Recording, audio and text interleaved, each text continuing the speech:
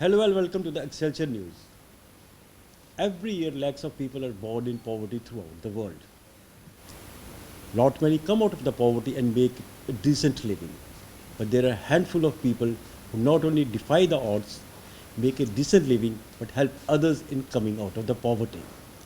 One such person is MP Achyuta Samanta from Odisha. He has helped lakhs of people coming out of the poverty make a decent living and has given himself to the humanity, to the service of the people. Sir धन्यवाद आपका हमारे programme में आने के लिए और जम्मू के शहर में आने के लिए। नमस्ते। सर आप अपनी ज़िंदगी में जिस तरह से मैंने आपका पढ़ा आपके बारे में, आप एक बड़ी गुर्बत और गरीबी की परिवार में पैदा हुए और आज इस मुकाम तक पहुँचे हैं। हमारे दर्शकों को बताइए कि आपने गरीबी की पीड़ा किस तरह सही, गरीबी का दर्द क्या है और आपको क्या ऐसा ख्याल आया कि आप ना सिर्फ गरीबी से बाहर निकलेंगे बल्कि लोगों की भी मदद करेंगे। देखिए, आपको बहुत बहुत धन्यवाद देता हूँ, आपका टीवी चैनल को भी धन्यवाद देता हूँ। आपका टीवी चैनल माध्यम से एंटर जामूवासी को मैं प्रणाम करता हूँ, नमन करता हूँ। मुझे बहुत खुशी लगा जामू आके, ये मेरा यहाँ कुछ काम था और आप आके मुझे मेरा बारे में जानकारी लिए, मेरा बारे में जानकारी जामूवासी को देने के लिए इंटरव्यू कर रहे हैं। आपको भी मैं बहुत बहुत धन्यवाद देता हूँ। देखिए, सब बच्चे जन्म लेते हैं, मैं इसे कुछ ये नहीं है, लेकिन कुछ बच्चे बहुत गरीबी में जन्म लेते हैं, कुछ बच्चे अमीर में जन्म लेते हैं, मिडिल क्लास फैमिली में जन्म लेते हैं। लेकिन मेरा भाग्य ऐसे था जो 1970 उस टाइम हम लोग बहुत गरीब घर में जन्म लिए थे और गरीब घर में जन्म लेने के बाद पिताजी का देहांत भी 1970 में हो गया जब मुझे 4 साल उम्र था। तो 4 साल उम्र से हम लोग गरीबी का पल पल में हम लोग 7 भाई बहन विधवा माँ, उस टाइम ड्यूरिंग 1970 उड़ीसा जैसे राज्य का एक छोटा गांव में हम लोग पढ़े हैं। तो हम लोग बहुत गरीब थे, इतना गरीब थे, मैं उसको 2 लाइन में बोलता हूँ जी, हम लोग इतना गरीब थे, हम लोग को 2 दिन में एक बार खाना मिलना मुश्किल हो रहा था। मेरा माँ का दूसरा साड़ी नहीं था, नहाने के बाद उसको चेंज करेंगे। तो ऐसे गरीबी हम लोग देखे हैं, लेकिन बहुत एक अच्छा काम किए हम लोग। 7 भाई बहन का इधर उधर काम करके गरीबी में बढ़ के भी हम लोग शिक्षा प्राप्त कर लिए थे।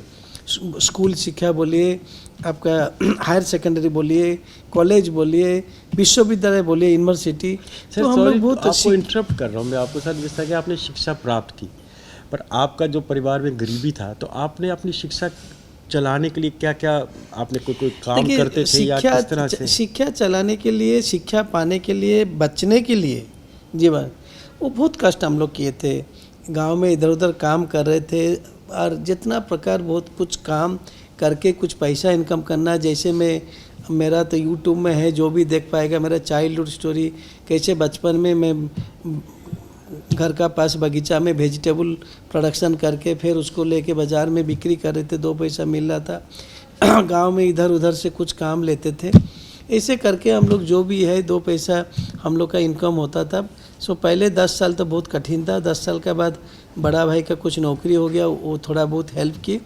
ऐसे मैंने आपका 15-17 साल तक हम लोग बहुत मैंने गरीबी में परिश्रम करके कठिन समस्या को हम लोग ओवरकम करके उस टाइम आए थे। तो यानी कि बचपन से आपको था कि शिक्षा के माध्यम से अब आपने आपको गरीबी से उबारेंगे। हाँ, ये तो मैंने हम लोग को बता था जी, हम लोग इतना गरीबी में है, सपोज शिक्षा मिल गया तो ज़रूर शिक्षा मिलने के बाद हम लोग कुछ इसमें से उधर पाएंगे।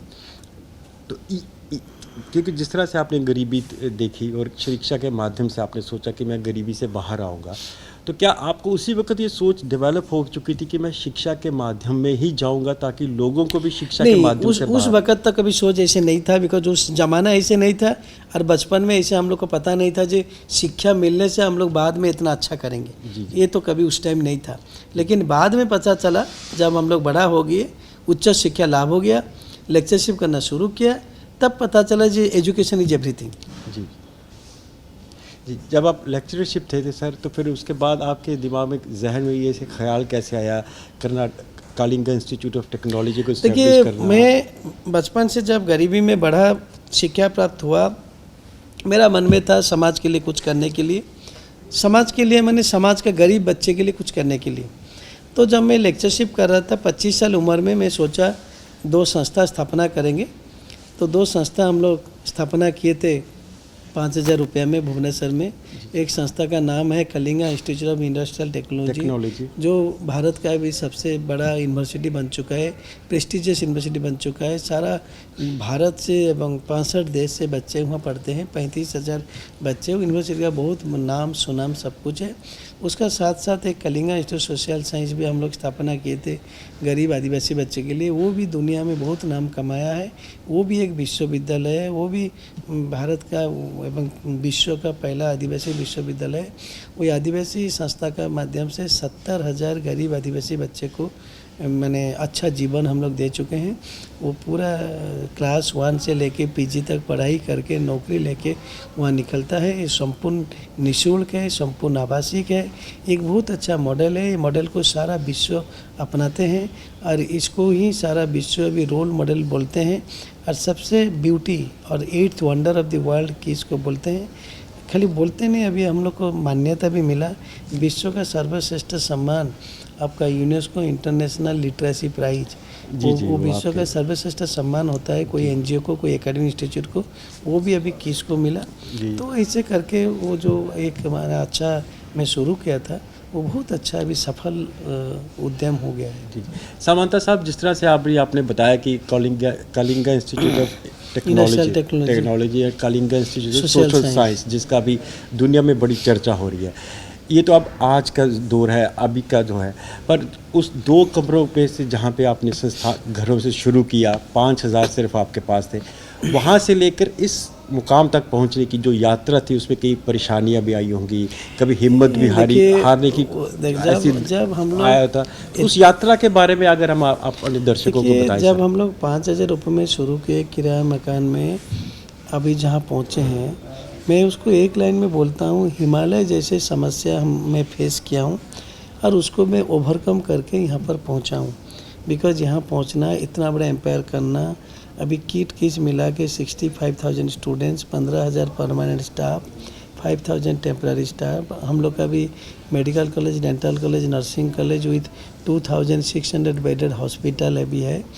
तो ये सब पहुँचना आजकल का जो कठिन युग है, कंपटीशन युग है, और इतना अच्छा नाम कमाना, मैं उसको बोलता हूँ जो हिमालय जैसे समस्या हम लोग फेस किए हैं, लेकिन उसको हम लोग बहुत आसान से भगवान का आशीर्वाद से सब ओवरकम किए हैं और बहुत अच्छा संस्था बनाया है, जिसमें बच्चे लोग भी खुश है, पेरेंट्स भी खुश है, सब लोग खुश है। जो इतना अच्छा संस्था, इतना यानी संस्कारी संस्था, संस्कार, बहुत अच्छा संस्कार हम लोग देते हैं।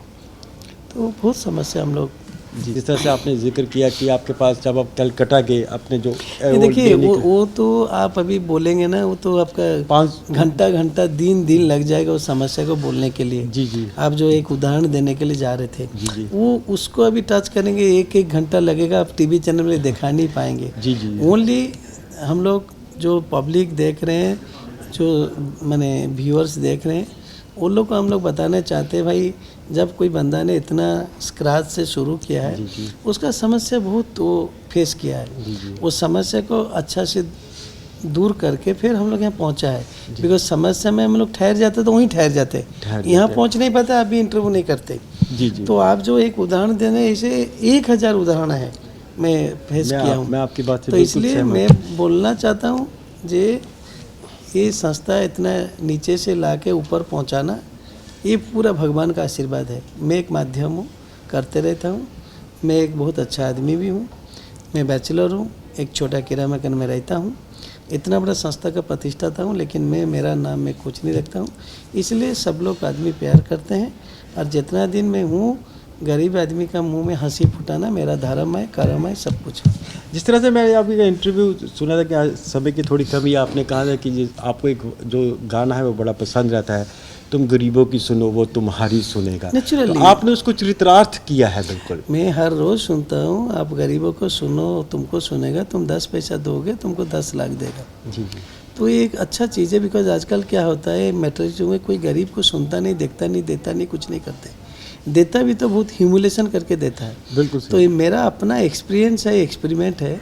अब गरीब को सुनोगे ना, देखेंगे आपको 10 गुना जो बोला है, 10 रुपया दोगे तुमको 10 लाख मिलेगा, जो गाना है वो पूरा 100% ट्रूथ है, and I have verified it. Experience भी किया हूँ। जिस तरह से आपने कहा कि एक किसी भी व्यक्ति के अंदर ह्यूमिलिटी जो रहनी होती है, ह्यूमैनिज्म रहना है, वो बड़ा इंपॉर्टेंट रहता है।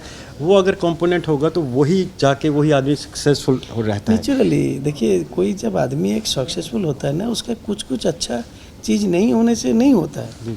तो इसलिए मेरा simplicity humility are the assets. जी 2 एसेट है मेरा, सिंप्लिसिटी ह्यूमिलिटी। जी मेरा और कुछ एसेट नहीं है। इस सिंप्लिसिटी ह्यूमिलिटी को लेके मैं सारा दुनिया का आदमी का प्यार को मुझे मिला है। जी।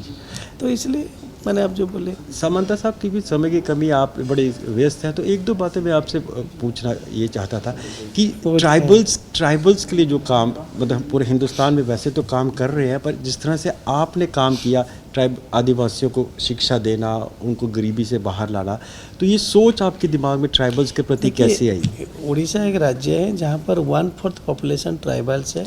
वो लोग बहुत गरीबी में ठहर रहे थे। आप सोचिए 92-93 जब ग्लोबलाइजेशन नहीं हुआ था, इतना कुछ अवेयरनेस पिछड़ा राज्य था, काफ़ी पिछड़ा राज्य बहुत था।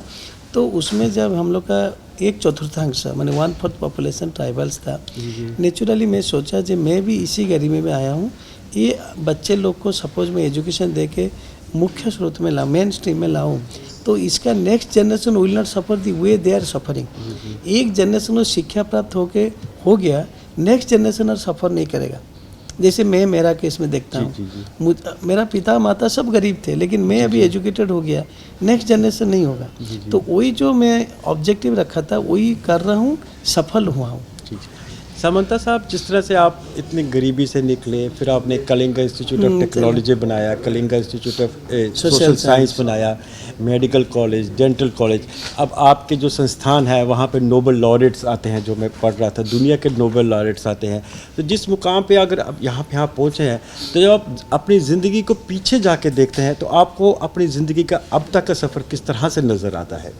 देखिए, मैंने नज़र तो अच्छा आता है, लेकिन मेरा एक पॉलिसी है, what I was, what I am, what I will be, मैं कभी भूलता नहीं हूँ। तो मैं सब टाइम पीछे को, पास्ट को देखता हूँ, अकॉर्डिंगली प्रेजेंट को फिर कुछ करता हूँ। तो ये कि मेरा बहुत अच्छा क्वालिटी भगवान ने दिया है। जिस तरह सामंता साहब आपने बताया कि ज़िंदगी में ह्यूमिलिटी और ह्यूमैनिज्म रहना ज़रूरी होता है। जब आप ज़िंदगी के अभी से अपने पीछे का सफ़र देखते हैं, तो उसमें आपको जिस दौर से आप गुजरे हैं उसको भी भूलना नहीं चाहिए, और जिस मुकाम पे हैं उसको आगे देखते हुए लोगों की मदद करनी चाहिए। तो आप जो कई ऐसे लोग हैं, कई ऐसे परिवार जो हैं, बच्चे जो अभी भी गरीबी में हैं या जो मिडिल क्लास में भी हैं पर इतनी सुविधाएं नहीं है, तो आप अपनी नज़र से उनको क्या एक संदेश देना चाहेंगे? देखिए, उसको बोलना है, देखो मैंने कोई भी बंदा गरीबी में जन्म लिया है, लेकिन वो कोशिश करना चाहिए गरीबी में नहीं मरेंगे। जी, गरीबी में जन्म लिया हो लेकिन गरीब हो के मरना नहीं चाहिए। तो जीवन में धीरज रखना चाहिए, पेशेंस रखना चाहिए, कष्ट करना चाहिए। तो कष्ट करोगे, कुछ काम करोगे, ज़रूर गरीबी दूर हो जाएगा। एंड गरीब हो के नहीं वो बंदा मरना चाहिए। सामंता साहब, आपने हमें अपना समय दिया, कीमती समय दिया। हमारी शुभकामनाएं आप ज़िंदगी में और कई मुकाम हासिल करें। धन्यवाद। तो ये थे हमारे साथ मेंबर पार्लियामेंट अच्युत सामंता, जिन्होंने गरीबी से निकलकर बाहर एक ज़िंदगी में अपना मुकाम बनाया। इनकी ज़िंदगी एक प्रेरणादायक स्रोत है काफ़ी ऐसे लोगों के लिए जो गुर्बत में रहते हैं और अपने सपने पूरे नहीं करते। तो ये था आज का हमारा स्पेशल एपिसोड। अगले किसी एपिसोड के साथ फिर आपके साथ मुखातिब होंगे। तब तक के लिए धन्यवाद, शुक्रिया।